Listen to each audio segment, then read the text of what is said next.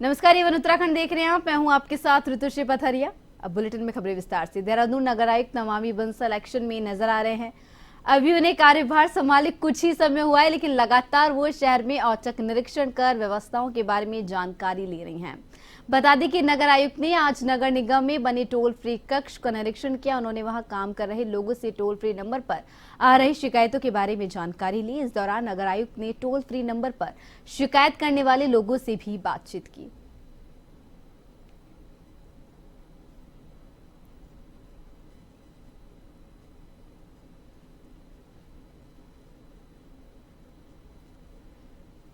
कुछ वार्ड्स ऐसे थे जिनमें कि ऑल्टरनेट व्हीकल भी कंपनी के द्वारा नहीं चलाया गया। उसके लिए कंपनी पर पेनल्टी लगाई जाएगी, साथ ही साथ पीएमसी पर भी पेनल्टी लगाई जाएगी कि उन्होंने इसको ससमय फ्लैग नहीं किया। मतलब वो इसको शाम तक डेटा को अभी तक भेज रहे हैं, जिसको कि उस दिन की जो सेवा है वो लोगों तक नहीं पहुंच पा रही है और कूड़ा उठान उस दिन नहीं हो पा रहा है उस क्षेत्र में। सो इसके लिए पीएमसी पर भी पेनल्टी लगाई जाएगी। हल्द्वानी कोतवाली में 2 पार्षद प्रत्याशियों के खिलाफ रिटर्निंग अफसर हल्द्वानी ने तहरीर दी है। जानकारी के अनुसार हल्द्वानी नगर निगम के वार्ड नंबर 9 और 11 के प्रत्याशियों ने नामांकन के दौरान शपथ पत्र में जानकारी को छुपाया।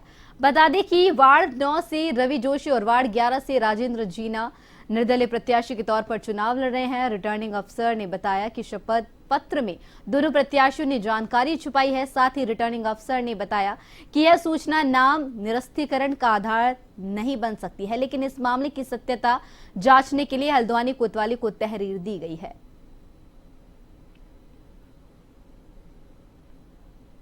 यद्यपि स्क्रूटनी के समय जांच की गई तो निरस्तीकरण नाम निर्देशन निरस्तीकरण का वो कारण नहीं था, परंतु जो आरोप लगाए गए हैं और जो अभिलेख प्रस्तुत किए गए हैं उससे प्रथम दृष्टया ये लग रहा है कि जो शपथ पत्र है उसमें कुछ फैक्ट छिपाए गए हैं।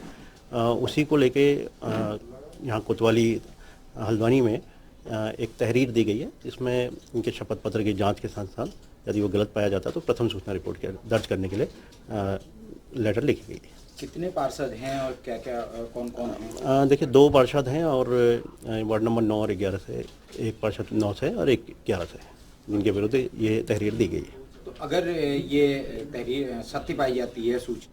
प्रदेश में नगर निकाय चुनाव की सरगर्मियां तेज है। वही उधम सिंह नगर के जसपुर में आचार संहिता का उल्लंघन का मामला सामने आया है, जहां चेयरमैन पद के कांग्रेस प्रत्याशी जाकिर हुसैन नूरी और निर्दलीय प्रत्याशी अनीस रूबी ने आचार संहिता का उल्लंघन किया। बता दें कि इनकी जनसभाओं में जमकर आतिशबाजी की जा रही है। प्रशासन की ओर से आतिशबाजी करने की कोई परमिशन नहीं दी गई है।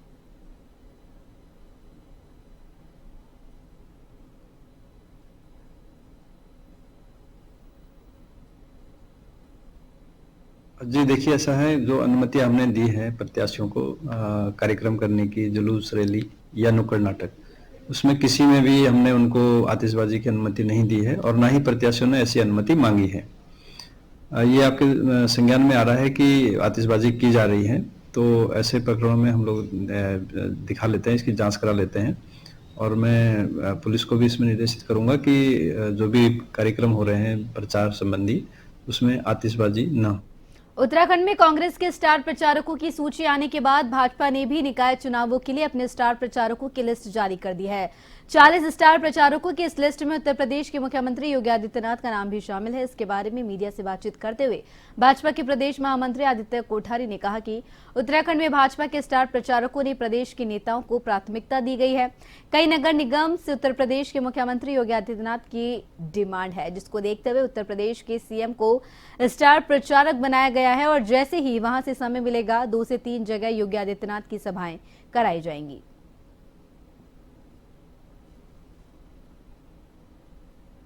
स्टार प्रचारकों में अपने प्रदेश के नेताओं को वरीयता दी है और कुछ जगह से, नगर निगमों से, कुछ बड़े स्टेशनों से उत्तर प्रदेश के मुख्यमंत्री आदरणीय योगी आदित्यनाथ जी की भी डिमांड आई है कि योगी आदित्यनाथ जी की कुछ सभाएं कराई जाएं। तो हमने माननीय मुख्यमंत्री उत्तर प्रदेश आदरणीय योगी आदित्यनाथ जी को भी अपने स्टार प्रचारकों की सूची में शामिल। नगर निकाय चुनाव में सभी पार्टियों ने चुनाव प्रचार तेज कर दिया है, तो वहीं सभी पार्टियां अपने अपने प्रत्याशियों के जीतने के दावे भी कर रही है। तो वहीं कैबिनेट मंत्री प्रेमचंद अग्रवाल का कहना है कि निकाय चुनाव में Bharatiya Janata party clean sweep करने जा रही है, तो वहीं इसका श्रेय उन्होंने विकास कार्यों को बताया है।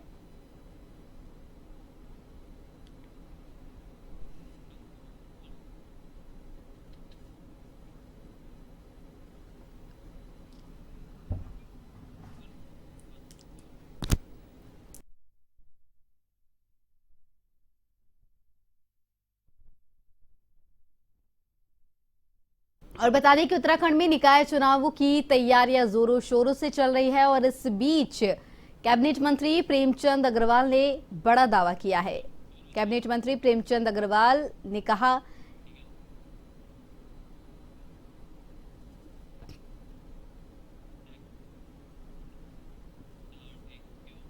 ऋषिकेश के निकट मुनिकृति थाना पुलिस ने चेकिंग के दौरान एक कार से शराब की 15 पेटी बरामद की। शराब तस्करी करने के आरोप में पुलिस ने कार चालक को भी गिरफ्तार किया है।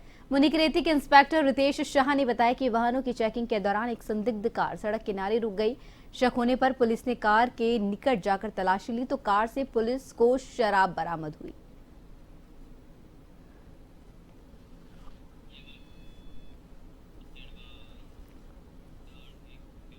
चंपावत के ग्राम पंचायत ढकना बड़ोला और डूंगरा सेठी से सटे जंगल में लकड़ी लेने गई महिलाओं ने बंगाल टाइगर का शव देखा।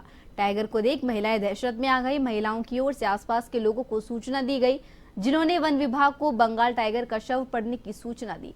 सूचना पर वन विभाग की टीम मौके पर पहुंची और बंगाल टाइगर के शव को कब्जे में लिया।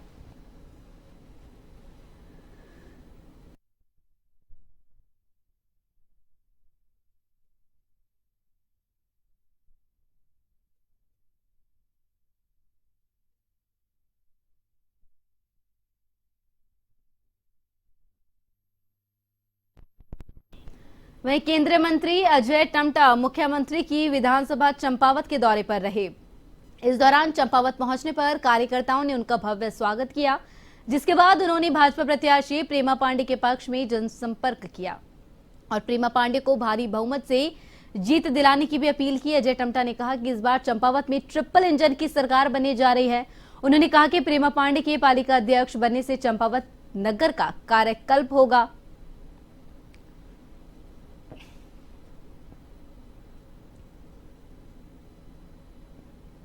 सभी मेरे संसदीय क्षेत्र के संभ्रांत जनता का मुझे जो दिख रहा है वातावरण, उस वातावरण से मैं कह सकता हूं कि सारे लोग नरेंद्र भाई मोदी जी के और पुष्कर धामी जी की प्रदेश सरकार और केंद्र सरकार की योजना का इम्प्लीमेंट नीचे मोहल्लों तक, गांवों तक, क्षेत्र तक, अपने वार्ड तक पहुंचे।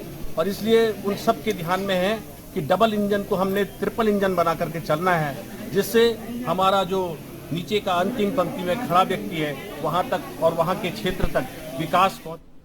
पौड़ी जनपद में निकाय चुनाव शांतिपूर्ण और निष्पक्ष तरीके से संपन्न करवाने के लिए तैयारियां चल रही है। इसके लिए निर्वाचन विभाग की ओर से कवायदे भी की जा रही है। आबकारी विभाग ने चुनाव के दौरान अवैध तरीके से शराब की बिक्री पर लगाम लगाने के लिए 5 मॉनिटरिंग टीमों का गठन किया है।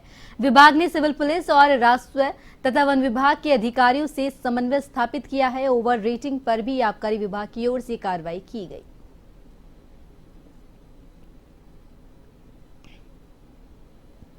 राज्य निर्वाचन आयोग की जो गाइडलाइन आई थी उसके अनुसार हम लोगों को जो हमारे लिकर मॉनिटरिंग टीम है उनका गठन किया जाना था। उन आदेशों के क्रम में हमारे द्वारा जनपद के अंदर 5 लिकर मॉनिटरिंग टीमों का गठन किया गया है। वो लिकर मॉनिटरिंग टीम और सिविल पुलिस, राजस्व विभाग और वन विभाग के अधिकारियों कर्मचारियों से संपर्क करते हुए ज्वाइंटली वो अपना काम कर रही है। चेकिंग का काम अभी हमारा सभी जगह पे जारी है और अभी तक ऐसा कोई प्रकरण अभी संज्ञान में नहीं आया है कि जो अवैध, जिसका आप जिक्र कर रहे हैं कि अवैध रूप से कहीं पे इस तरह की कोई शराब, इस तरह की। निकाय चुनावों की सरगर्मियों के बीच अब मदरसों पर बयानबाजी का सिलसिला शुरू हो गया है। इस मामले में बीजेपी सरकार अवैध मदरसों पर जांच के बाद सख्त कार्रवाई कवायद में जुटती हुई नजर आ रही है, तो विपक्षी पार्टी इसको चुनावी शगुफा करार दे रही है। कांग्रेस के प्रदेश अध्यक्ष करण मेहरा ने मदरसों को शिक्षा देने का केंद्र बताते हुए कई सवाल उठाए।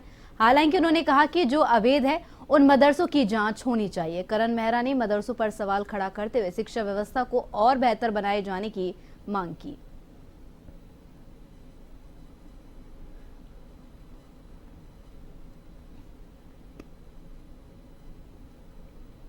चुनाव से पहले कभी यूसीसी, कभी मज़ार, कभी कुछ, ये करते रह रहा है। मदरसों की बात फिर से उठी है और अब पब्लिक इन चीज़ों से परेशान भी हो गया। पब्लिक इन चीज़ों को सुनना भी नहीं चाहती।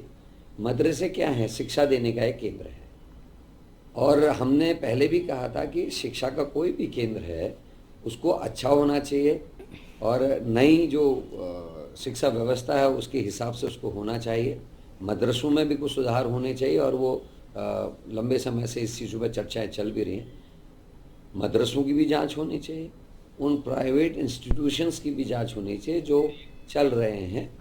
केवल मदरसे क्यों कहा जा रहा है, स्कूलिंग कहिए, स्कूल जितने हैं, स्कूल मदरसे हैं उन उत्तराखंड परिवहन विभाग की ओर से देहरादून के आरटीओ दफ्तर में एक मिनी ट्रैफिक पार्क बनाया गया, जिसमें लोगों को ट्रैफिक नियमों के बारे में जानकारी देने और जागरूक करने के लिए zebra crossing, traffic signals, reflector, sign board और चेतावनी board, road track, yellow line, U turn सहित ट्रैफिक रूल्स के से जुड़ी सभी जानकारी मिलेगी।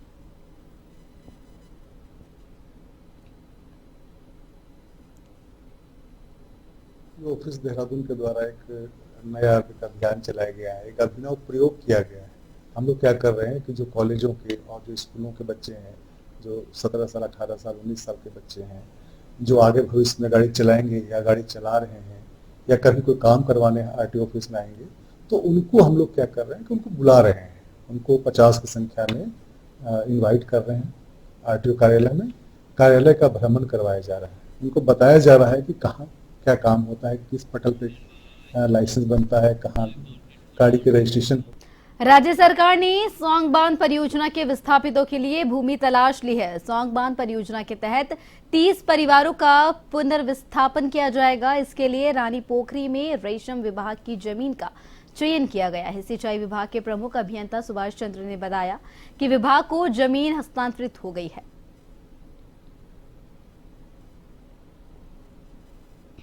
दरअसल 30 हमारे पूर्ण विस्थापित परिवार हैं और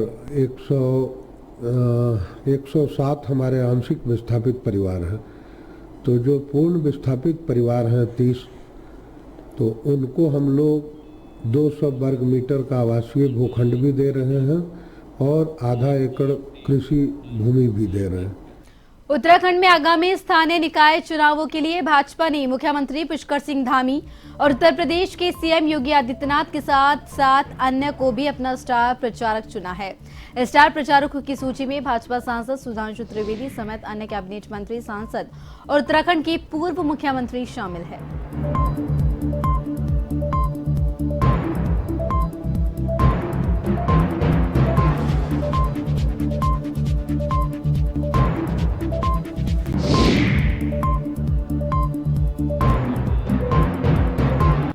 हरिद्वार मेडिकल कॉलेज को पीपीपी मोड पर संचालित किए जाने को लेकर कांग्रेस ने प्रदेश सरकार पर निशाना साधा।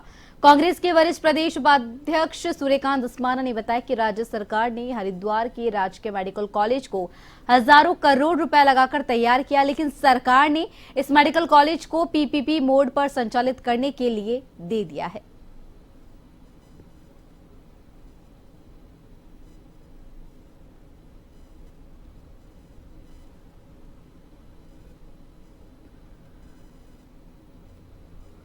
सरकार ने हरिद्वार जैसे जनपद में हजारों करोड़ जनता का पैसा लगा हुआ उस मेडिकल कॉलेज को, सरकारी मेडिकल कॉलेज को पीपीपी मोड में दे दिया। अब पीपीपी मोड में दे दिया है तो दो बातें, या तो सरकार बेईमान है और या सरकार को लकवा हो गया। सरकार जवाब दे कि उसको लकवा हो रखा है या वो बेईमान है, क्योंकि अगर देहरादून और हरिद्वार और उधमसिंह नगर जैसे जनपद में आप सरकारी मेडिकल कॉलेज चलाने में सक्षम नहीं है, किसी भी बहाने से, किसी भी कारण से अगर आप राजकीय मेडिकल कॉलेज को निजी हाथों में पीपीपी मोड में दे रहे हैं, दो ही कारण हो सकते हैं, या तो आपने मोटी रकम लेकर के सौदा कर दिया और या आपको लकवा हो गया है। 28वें राष्ट्रीय युवा उत्सव 2025 को लेकर मुख्यमंत्री धामी ने युवा उत्सव में प्रतिभाग करने जा रहे 72 प्रतिभागियों को फ्लैग ऑफ किया और युवाओं को राष्ट्रीय स्तर पर राज्य का नाम गौरवान्वित करने को प्रेरित किया। बता दें कि दल में 40 महिला प्रतिभागी महिला सशक्तिकरण का प्रतिनिधित्व कर रही हैं। कार्यक्रम 10 से 12 जनवरी के मध्य भारत मंडपम नई दिल्ली में आयोजित होगा।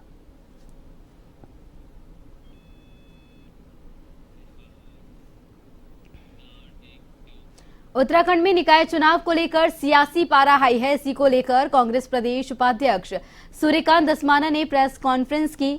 उन्होंने कहा कि राज्य सरकार ने हरिद्वार का राजकीय मेडिकल कॉलेज जो हजारों करोड़ रुपए की लागत से तैयार किया गया है उसको पीपीपी मोड पर दे दिया है और इसको लेकर तर्क दिया है कि मरीजों को बेहतर स्वास्थ्य सुविधा मिलेगी।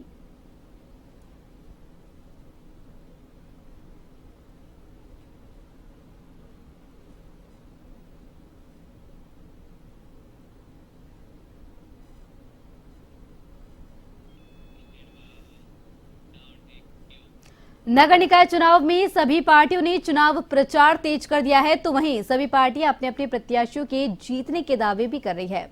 वहीं कैबिनेट मंत्री प्रेमचंद अग्रवाल का कहना है कि निकाय चुनाव में Bharatiya Janata party clean sweep करने जा रही है, तो वहीं इसका श्रेय उन्होंने विकास कार्यों को बताया।